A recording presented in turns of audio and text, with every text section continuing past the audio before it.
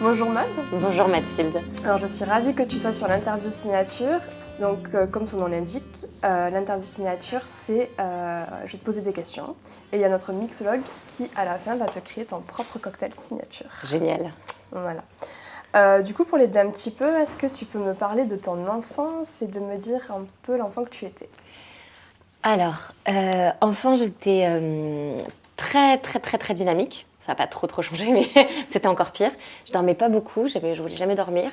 J'avais tout le temps envie de créer plein de choses, de raconter des histoires, d'inventer des histoires. J'apprenais plein de poèmes par cœur, je récitais. Et je jouais tout le temps avec ma sœur qui a un an d'écart avec moi et du coup on inventait tout le temps plein de trucs. Et est-ce que c'est à ce moment-là que tu as développé l'envie de devenir comédienne ou c'est un petit peu plus tard? Oui, tout à fait. Toute petite, vraiment, donc j'avais même pas 4 ans, je savais pas lire, pas écrire. Et ma grand-mère m'avait appris toutes les fables de Jean de La Fontaine. On connaissait avec ma sœur, on avait tout appris, elle nous lisait plein d'histoires et aussi les fables de Jean de La Fontaine. Et ça m'a donné le goût, l'envie des textes, des mots, de réciter, des histoires et de conter. Et c'est de là de la toute petite enfance que tout vient. Ouais. Et à quel moment t'as dit à tes parents je veux devenir comédienne?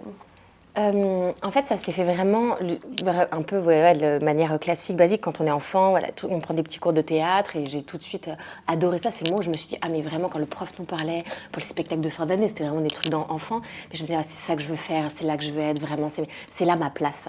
Et donc après, la suite logique, j'ai continué les cours de théâtre et après j'ai fait des cours, des stages, le conservatoire et après j'ai eu la chance d'être engagée dans des pièces de théâtre. Et tu as fait les cours Florent. Exactement. Donc tu as un parcours assez classique, mais est-ce que dans ce parcours-là, est-ce que tu as eu des difficultés aussi? Est-ce que tu as rencontré des difficultés? Bien sûr, heureusement. Ah bah oui, avec des périodes de trous, de rien, de doute, de remise en question, et c'est normal. Enfin, c'est très rare les carrières où les gens qui ont rien et où tout est tracé. Enfin, ça peut arriver, mais c'est quand même vraiment très rare. Surtout quand on commence très jeune et les pièces de théâtre, en plus c'est des aventures, ça nous prend plusieurs mois, on est là tout le temps. Puis d'un coup, quand tout s'arrête, c'est très rare d'enchaîner directement sur autre chose. Même pour les tournages, c'est très rare. On a toujours des périodes de creux, des périodes de... Et c'est très important aussi. Puis quand on est jeune, ça apprend. C'est très important, je pense aussi jeune, d'avoir ces périodes-là de doute, de remise en question. Puis ça questionne aussi son envie profonde de faire ce métier, de qu'est-ce qu'on aime vraiment, qu'est-ce qui nous plaît, pourquoi on tient, et aussi de trouver d'autres choses intéressantes et aussi s'alimenter, se nourrir culturellement d'autres choses dans ces périodes de creux aussi. Et comment on fait pour se démarquer? Parce qu'aujourd'hui, tu es une comédienne reconnue. Comment on fait pour se démarquer, justement, pour attirer le regard sur soi Alors, je pense que ça se pense jamais comme ça, d'attirer le regard sur soi. Je pense pas du tout que ça soit cette démarche-là profonde qui nous anime. Le premier, c'est d'abord de nous, ce qu'on a envie d'exprimer, ce qu'on a envie de faire, et de pourquoi on va vers tel rôle, pourquoi on va vers telle chose. Voilà, quand les projets nous parlent, quand on lit une histoire, parce que c'est avant tout le scénario, l'histoire, de ce qui nous anime et ce qui nous donne envie de faire ça. Après, il se trouve qu'on se retrouve dans la lumière, et ça attire le regard. Et ça veut dire que ça marche. Là, moi je suis au théâtre tous les soirs, il y a des gens qui nous regardent, mais ça veut dire que le public est au rendez-vous. Donc c'est plutôt bon signe après que ça soit dans ce sens-là. Et je voulais revenir par rapport au début de ta carrière. Comme tu disais, tu avais des moments aussi de difficultés et tout. Et aussi, est-ce que tu as eu, parce que tu es une très belle femme, est-ce que tu as pu avoir, non mais c'est vrai, des propositions aussi en fonction de ton physique? Est-ce que c'est des choses aussi que tu as pu refuser Bien sûr, mais alors ça complètement, mais ça aussi, il faut avoir aussi, moi c'était mon prof de théâtre qui me disait ça au conservatoire, avoir conscience aussi de qui on est, de ce qu'on dégage. Et de ne pas être étonné quand on est jeune parfois, avoir un emploi, surtout au théâtre, les emplois de jeunes premières, on travaille beaucoup les pièces classiques, de savoir aussi ce à quoi on correspond. Après, c'est une chance de pouvoir faire des choses différentes dans ce métier, de pouvoir aller, d'avoir des rôles parfois de femmes plus sexy, parfois pas du tout, dans des trucs dramatiques, c'est formidable de pouvoir aller vers toutes ces choses différentes, mais c'est vrai qu'il faut avoir conscience de ce qu'on attend aussi parfois de nous. Après, c'est génial de pouvoir aller vers autre chose, mais quand on commence, il y a une certaine attente dans les rôles de jeunes premières, parfois, en effet, oui. Et en tant que femme, parce qu'il y a encore beaucoup quand même de chemin, même s'il y en a de plus en plus qui s'imposent dans le milieu du cinéma, il y a quand même encore beaucoup de chemin par rapport aux hommes. Dans le milieu, dans la vie tout court, quoi, oui, en général. Mais en tant que femme, en tant que comédienne, qu'est-ce que tu aimerais faire changer, évoluer? Alors, je pense que, c'est encore, en effet, on en parle beaucoup, mais il n'y a pas vraiment les faits qui changent. Juste la parole est vraiment beaucoup plus libérée ces derniers temps et on parle beaucoup, c'est très bien, mais je ne pense pas du tout que ça change. Et ça passe aussi par l'éducation des tout jeunes enfants, je pense vraiment, pour l'avenir et notre avenir.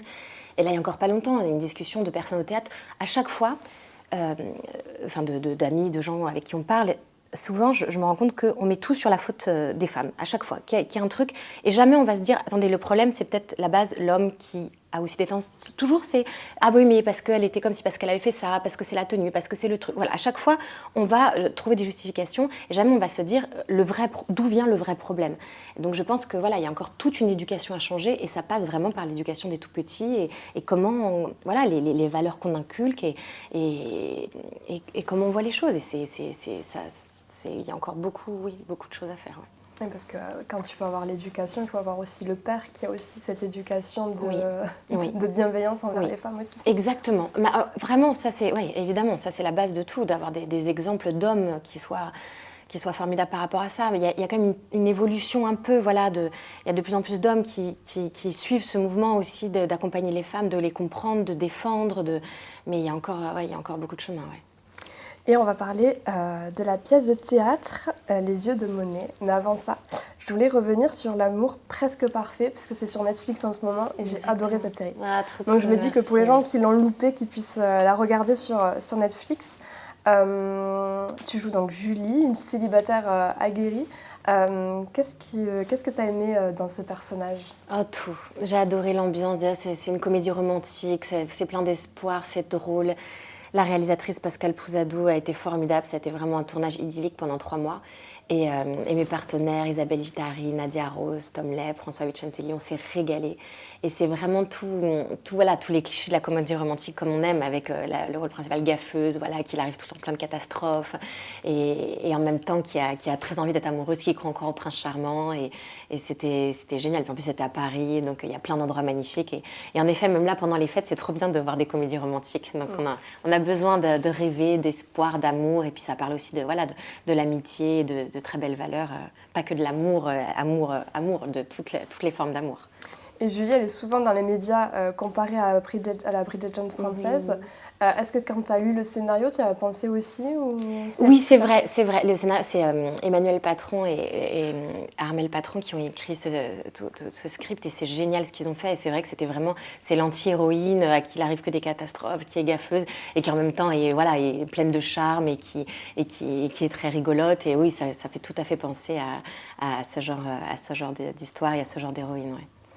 Et donc il y a l'histoire d'amour de Julie et de Stéphane, mais il y a aussi les histoires de ses copines, il y a celle aussi de ses parents. Est-ce que c'est pour montrer aussi plusieurs histoires d'amour ? Exactement, bravo. Tu as tout dit exactement. C'est voilà, toutes les générations, comme les générations des parents, les amours entre hommes, entre femmes, aussi de différents âges, voilà, de toutes ces formes de ceux qui se reconstruisent, de couples déjà faits, voilà, qui ça va pas bien, ceux qui se rencontrent. Exactement, toutes les formes d'amour, quels qu'ils soient, et à toute génération confondue. Ouais. Aujourd'hui, on est dans une génération 2.0.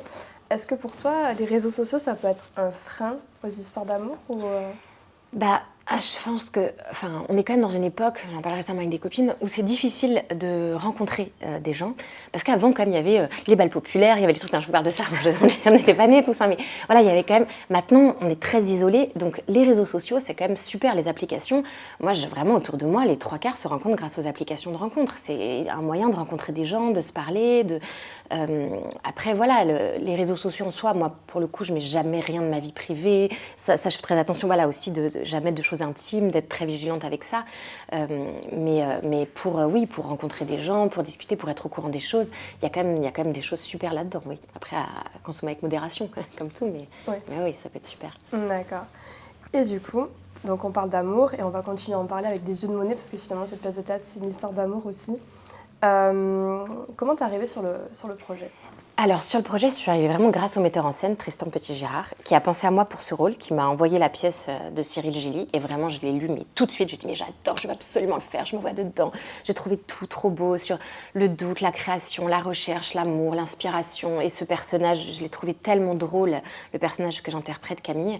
Et après, ça s'est fait. Parfois, les projets, ça peut être long, on a plein de lectures, ça met du temps, les choses se font pas, on attend. Là, ça s'est fait, tout était aligné, les planètes étaient alignées, tout s'est fait de manière hyper simple et plein naturel. Et Clovis était dispo à ce moment-là, donc le Théâtre de la Madeleine a donné le feu vert, Éric Prat était disponible, et voilà, et tout s'est fait super rapidement. Est-ce que tu peux nous pitcher l'histoire? Bien sûr. Alors, c'est Claude Monet, donc joué par Clovis Cornillac, à un moment de sa vie qui a vraiment existé, hein, c'est vrai, où il est vraiment dans le doute, dans le noir total. Il n'arrive plus à créer, il n'arrive plus à peindre. Donc voilà, justement, ces périodes de doute dont on parlait des artistes, de moments où on ne sait plus, on est face, voilà, là, comme on dit pour les écrivains, la page blanche. Lui, il a la toile blanche, il n'arrive plus à peindre.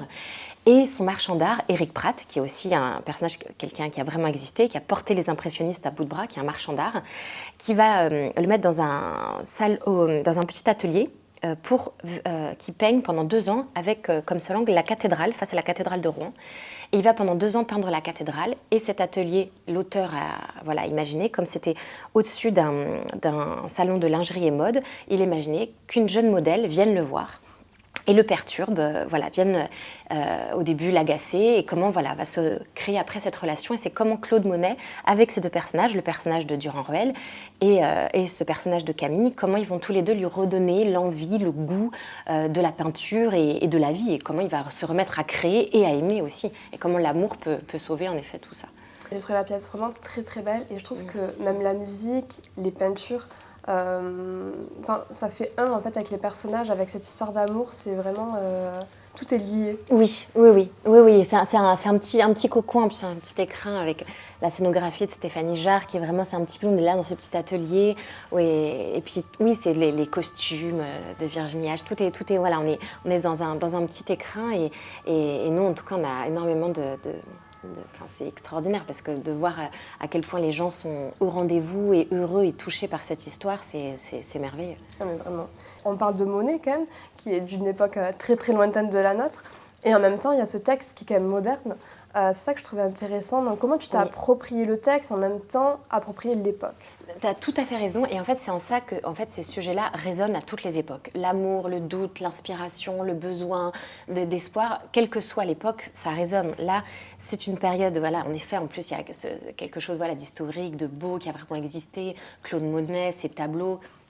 On apprend des choses aussi, c'est ça aussi qui est très beau, on en ressort un peu moins bête, on apprend des choses sur lui, sur sa vie, sur la création, mais ce sont des thèmes récurrents et aussi par rapport à la place de la femme, parce que malgré tout, même si c'était une autre époque, il y a les mêmes choses, les mêmes débats, et c'est là où on se dit waouh, c'est pas trop, il y a quand même, elle parle de liberté, de femme, même si elles son corps sauté, de comment l'indépendance pour s'habiller seule, de la période aussi de pouvoir faire du vélo, c'était le début du vélo pour les femmes, de la liberté de penser, la liberté de pouvoir aussi vivre sans un homme. Donc c'est des thèmes aussi qui sont toujours d'actualité sur les rapports hommes-femmes, sur les rapports de l'amour, sur l'envie, la création, même si ça se passe à l'époque de Claude Monet, ça résonne encore aujourd'hui. Est-ce que l'alchimie au théâtre, parce que je me suis posé cette question, elle doit être plus importante encore qu'à la télévision, le fait qu'à la télévision, il y a quand même une caméra, là, vous êtes face à nous? Oui, et on fait ça tous les jours. C'est très différent. En même temps, oui, au cinéma, on est filmé de très proche, il y a des choses... vraiment, ça n'a rien à voir comme travail. Et puis, la chance avec le théâtre, c'est que on travaille en amont cette relation, on crée... moi, j'ai de la chance d'être avec des partenaires avec qui ça se passe très bien. Mais quand on est avec des gens avec qui c'est pas bien et qu'on doit tous les soirs recréer cette relation et être très proche d'eux, c'est pas évident. Là, j'ai une chance inouïe d'être avec Clovis Cornillac et Éric Pratt, qui sont des hommes formidables et qui sont très respectueux, très humains, des humains qui vont bien où ils en sont dans le travail, dans la vie, dans leur recherche. Donc c'est formidable de les retrouver tous les jours déjà, parce qu'on se retrouve tous les jours, on est avant en loge, on discute, et sur le plateau, de retrouver ce qu'on a créé tous les soirs. C'est vrai que c'est, oui, comme tu dis, en direct, et il n'y a pas la caméra, il n'y a pas coupé, on est en direct avec les gens et on refait ça, mais c'est beaucoup, moi je trouve beaucoup plus viscéral, beaucoup plus intense, et on va beaucoup plus loin avec le théâtre, parce qu'on a le temps de chercher, de créer, d'aller plus loin dans les émotions, dans ce qu'on veut. Puis si un soir on se dit ah là c'était différent, on sait qu'on a le lendemain pour recréer, rechercher, c'est merveilleux le théâtre pour ça. Et là, comme cette interview, on était beaucoup autour de l'amour. Ma dernière question, ça serait quel serait ton message d'amour à faire passer aux gens? De continuer d'y croire et de continuer. Vraiment, moi, je pense vraiment que l'amour peut sauver le monde. Enfin, c'est sûr même. L'amour peut tout sauver. Et l'espoir de l'amour même peut tout sauver. Et de continuer à s'aimer. On a besoin de l'amour, et on a besoin des autres, et aussi de l'amour de soi-même aussi. Très important aussi pour aimer les autres. C'est vrai. Donc on va passer à la dégustation du cocktail. Génial. Et je voulais te demander pourquoi tu avais choisi le jaune et le sucré. Alors, je sais pas, le jaune, pas pareil, l'espoir. Quand j'étais petite, c'était ma couleur préférée, le soleil, le jaune. Ouais, j'ai toujours aimé ça. Même s'habiller en jaune et tout, j'aimais bien petite. Et j'ai choisi le sucré. Ouais, je suis très sucrée. Je suis très gâteau sucré, ouais, chocolat, tous les trucs. Ouais. Je suis très salée aussi, hein, mais. Et en sucré, est-ce que tu as peut-être un souvenir d'enfance pour aider notre mixologue à côté? Les crêpes, les choses comme ça, parce que j'étais en Bretagne l'été, les crêpes sucrées, caramel au beurre salé, les trucs comme ça. Il y a une glace à Saint-Malo qui s'appelle Péché Malouin. C'est un truc tellement délicieux avec du caramel, des trucs, c'est trop bon. Et écoute, on va passer à la dégustation Génial. Et puis tu me diras si ce cocktail te ressemble. Trop cool.